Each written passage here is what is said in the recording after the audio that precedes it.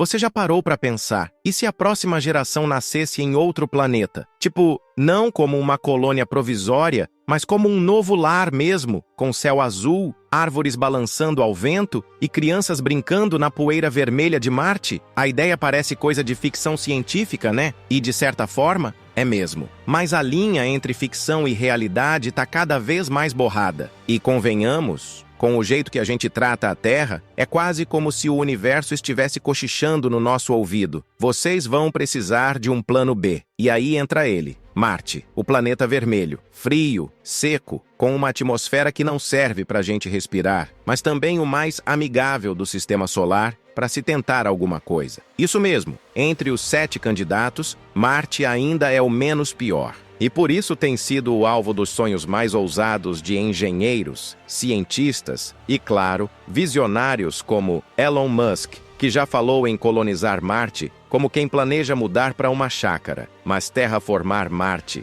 transformar um deserto congelado num planeta habitável? Como, afinal, a gente poderia fazer isso? Antes de qualquer coisa, vamos encarar os fatos. Marte é um planeta traumatizado. Já teve rios, mares, talvez até vida microbiana, mas perdeu sua atmosfera há bilhões de anos. O que sobrou foi uma carcaça gelada, onde a temperatura média gira em torno de 60 graus Celsius. E a atmosfera fina não segura nem o calor, nem a nossa respiração. Então, o primeiro desafio é esse: esquentar Marte. E olha que curioso, uma das ideias mais discutidas é usar o próprio aquecimento global, só que a nosso favor. Isso mesmo, gases de efeito estufa como dióxido de carbono, CO2, e perfluorocarbonetos seriam liberados artificialmente na atmosfera marciana. A meta? Criar um cobertor invisível em torno do planeta, aprisionando calor e, com sorte, derretendo as calotas polares que liberariam mais CO2 e vapor d'água. Tipo uma reação em cadeia. É como se a gente dissesse: planeta Marte, você vai suar sim, quer você queira ou não. Mas não é tão simples quanto soltar gás e esperar virar um paraíso tropical. A quantidade necessária de CO2, por exemplo, talvez nem exista no planeta em volume suficiente. E a produção dos tais perfluorocarbonetos demoraria séculos. Outra ideia meio doida, ou genial, dependendo do ponto de vista, envolve espelhos espaciais. Imagina gigantescos painéis orbitando Marte, refletindo a luz do Sol direto nas regiões polares. Seria como acender uma lente de aumento num formigueiro de gelo. E, novamente, o objetivo é derreter,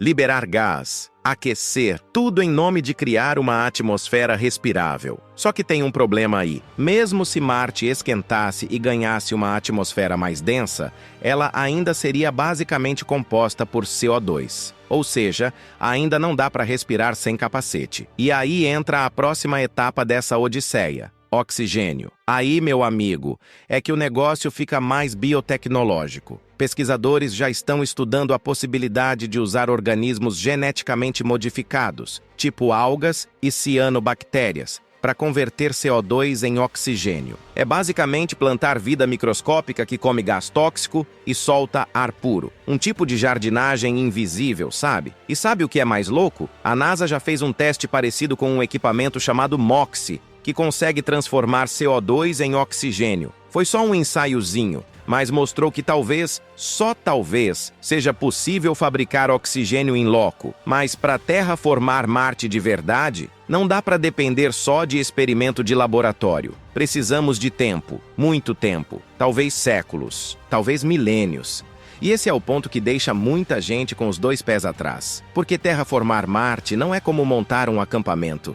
É mais como tentar ensinar um iceberg a virar floresta. E mesmo que a gente conseguisse aquecer o planeta, criar uma atmosfera e produzir oxigênio, ainda teríamos que lidar com outro detalhe: a falta de campo magnético. Sim, Marte não tem aquele escudo protetor natural que a Terra tem. Sem ele, a atmosfera seria lentamente sugada de novo pelo vento solar. Ou seja, todo o trabalho poderia ser em vão. A solução? Bem, tem cientistas sugerindo construir um campo magnético artificial, talvez posicionando uma espécie de ímã gigante no ponto de Lagrange entre Marte e o Sol. tipo um escudo de energia estilo Star Wars. Mas a tecnologia para isso ainda tá, digamos, nos sonhos de uma madrugada de febre. E é aí que a gente precisa parar e se perguntar: por que terraformar Marte, afinal? Não seria mais fácil cuidar da Terra? A resposta não é tão preto no branco, porque terraformar Marte não é só sobre fugir de um planeta em colapso. É sobre testar os limites do que podemos fazer. É sobre imaginar um futuro onde não somos reféns de uma única rocha azulada flutuando no espaço. E talvez seja também uma forma simbólica de redenção, um jeito de fazer com Marte o que não fizemos aqui. Construir algo novo sem destruir o que havia antes. Mas claro, nem tudo são flores marcianas. Tem quem diga que terraformar Marte é brincar de Deus, que não temos o direito de alterar outro planeta sem saber se ele já não abriga formas de vida desconhecidas, que no fundo, essa pressa toda em colonizar